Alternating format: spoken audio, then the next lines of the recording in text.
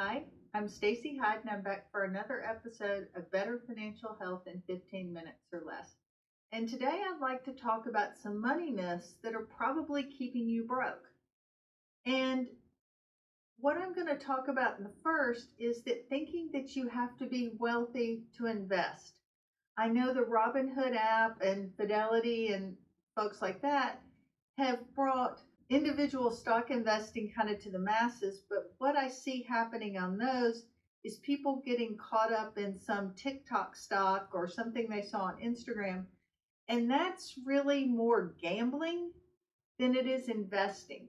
Real investing is boring. It's buying a broad based index fund that tracks a whole market, not one sliver or one stock. It's saying that I want to own basically all US stocks, and you just put $50 a month in there and you do that every month. And over time, what's going to happen while your friends are all caught up in chasing this stock or that stock, your portfolio, there's going to be some days, some years where it's down, but over time, it's just going to continue to grow, and you're not going to have the risk that they've had. Yes, they might have something that plays out beautifully. They picked Nvidia back when it was $10 a share. That's not the norm, because I work with a lot of people and I see the stocks that they bought and I ask them, why'd you buy that? And they're usually telling me so and so said something about it, or I read something on Reddit about it. And that almost always they have big losses in there. And that's not what you want to do. You want to just buy a broad-based index fund or fund focused on a large segment of the market and just leave it and buy it consistently. Because if you buy it every month, some months you won't buy as many shares because the price is up, but when the price is down, you'll buy more shares. So that's a way to really grow over time. The other thing that can happen is thinking that debt is inevitable. It's really not.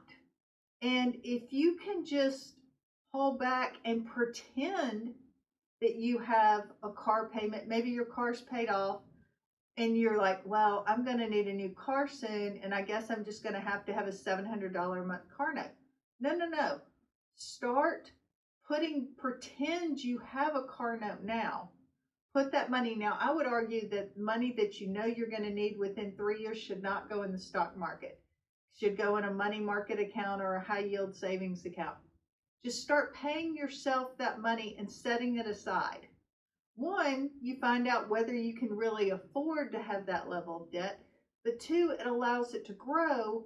And so then when you go and actually buy your new car, instead of having a $700 a month car payment because you have this nice down payment, you can probably get it for $500. Or if you still want to do $700, you can pay it off in 3 years instead of 5 or 7 years.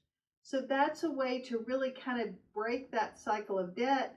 And if you do this consistently, so even when you've paid it off, you still pretend you're paying it, it's going to get to the point, maybe 2 cars from now, you can pay cash for a car. I know that sounds crazy, and it's like, wow, didn't really ever think about paying cash for that.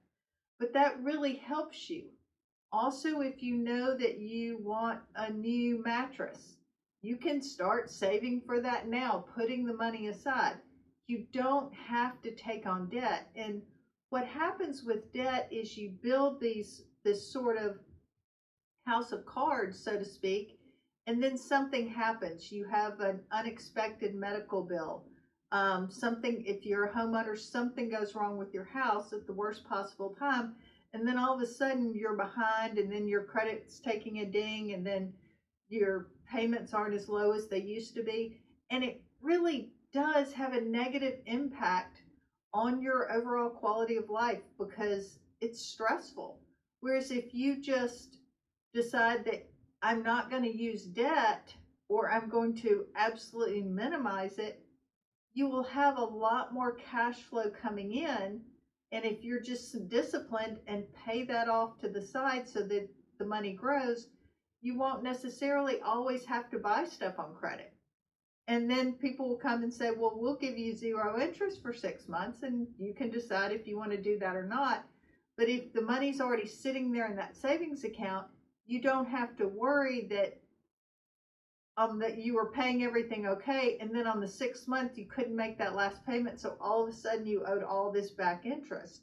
You basically have the money sitting there, and it's just on auto payment, and you're earning the interest on your money while you're using theirs at 0%. So you don't always have to have debt. You can invest.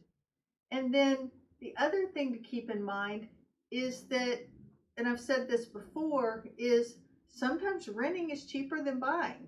And especially if you're not sure how long you're going to be in a place, renting can be a lot less expensive, especially now with the cost of homeowners insurance and with the higher interest rates. So those are some things to kind of keep in mind as you're looking, so that you can really have financial freedom and live your best life free of money worries. Thanks for tuning in. This has been another episode of Better Financial Health in 15 Minutes or Less.